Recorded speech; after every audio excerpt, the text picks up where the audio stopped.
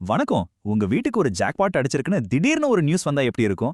தமிழ்நாட்டுல இப்போ LPG cylinder வச்சிருக்கிறவங்களுக்கு அப்படி ஒரு செய்தி தான் பரபரப்பா பரவிட்டு இருக்கு. ஆனா இது உண்மையிலே ஒரு ஜாக்பாட் தானா?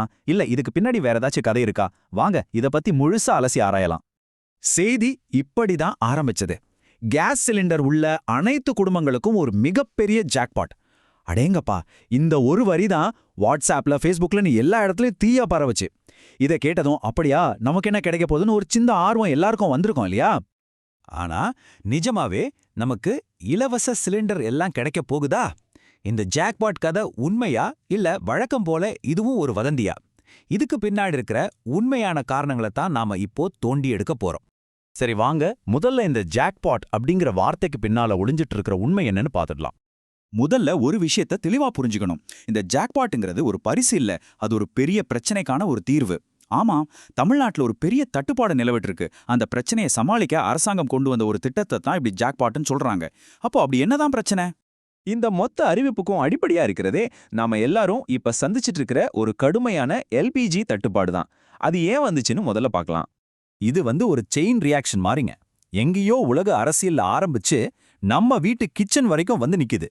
பாருங்க, முதல்ல ஈரான் மேல நடந்த சில சர்வதேச தாக்குதல்கள். இதனால உலக அளவுல கச்சா எண்ணெய் சப்ளை பயங்கரமா பாதிச்சது. அதோட நேரடி விளைவு இந்தியாவுக்கு வர சப்ளை குறைஞ்சு இப்ப தமிழ்நாட்டுல எல்பிஜி சிலிண்டருக்கு பயங்கரமான தட்டுப்பாடு ஏற்பட்டிருக்கு. இதுதான் முதல் காரணம், முக்கியமான காரணமும் கூட. சரி, பிரச்சனை இதுதான்னு புரிஞ்சிடுச்சு. இப்போ இதுக்கு அரசாங்கம் என்ன தீர்வு கொண்டு வந்திருக்காங்க? அந்த புது ரூல்ஸ் என்ன சொல்லுதுன்னு பாப்போமா? இங்க தான் ஒரு பெரிய ட்விஸ்டே இருக்கு. இந்த ஜாக்பாட் அறிவிப்பு நம்மள மாதிரி வீட்டுல சமைக்க சிலிண்டர் பயன்படுத்துறவங்களுக்கு இல்லவே இல்ல. இது முழுக்க முழுக்க ஹோட்டல், தொழிற்சாலை மாதிரி கமர்ஷியலா சிலிண்டர் வாங்குறவங்களுக்காக கொண்டு வரப்பட்ட ஒரு விதிமுறை. யோசிச்சு பாருங்க, தட்டுப்பாடு ஆரம்பிச்சப்போ இந்த கமர்ஷியல் யூசர்ஸ்க்கு அவங்க தேவையில்ல வெறும் 20% சிலிண்டர் தான் கிடைச்சது. இதனால எத்தனையோ பிசினஸ் முடங்கி போச்சு. இப்போ அரசாங்கம் சில கண்டிஷன்ஸோட அந்த கோட்டாவை அதிகரிச்சிருக்காங்க. இது உண்மையிலேயே அவங்களுக்கு ஒரு பெரிய நிம்மதி தான். எவ்வளவு அதிகரிச்சிருக்காங்க தெரியுமா? பாருங்க, 70%. அதாவது சில நிபந்தனைகளை ஏத்துக்கிட்டா கமர்ஷியல் யூசர்ஸ் அவங்களோட மாதாந்திர தேவையில 70% வரைக்கும் சிலிண்டர் வாங்கிக்கலாம். இதுதான் அந்த ஜாக்பாட்னு சொல்லப்பட்ட விஷயம்.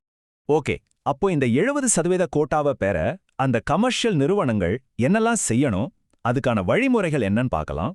ரொம்ப சிம்பிள், ரெண்டு ஸ்டெப் தான். முதல்ல அவங்க வழக்கமா சிலிண்டர் வாங்குற எண்ணெய் நிறுவனத்துல, அதாவது IOCL, HPCL, BPCLல இதுக்காக பதிவு செய்யணும். ரெண்டாவது, எதிர்காலத்துல பைப்லைன் மூலமா வர்ற கேஸ், அதாவது PNGக்கு மாற நாங்க தயாரா இருக்கோம்னு சொல்லி அவங்க ஏரியால இருக்கிற சிட்டி கேஸ் டிஸ்ட்ரிபியூஷன் கம்பெனிலையும் பதிவு செய்யணும். இந்த 2 ரெஜிஸ்ட்ரேஷனையும் முடிச்சா மட்டும்தான் இந்த சலுகை கிடைக்கும். சரி, அந்த 2வது ரெஜிஸ்ட்ரேஷனை பண்றதுக்கு உங்க மாவட்டத்துக்கான கரெக்டான கான்டாக்ட் நம்பர் வேணும் இல்லையா? கவலைப்படாதீங்க, அதோட லிஸ்ட் இதோ இருக்கு. முதல்ல சென்னை, திருவள்ளூர், நாகப்பட்டினம் மாவட்டங்களை சேர்ந்தவங்க இந்த நம்பரை நோட் பண்ணிக்கோங்க.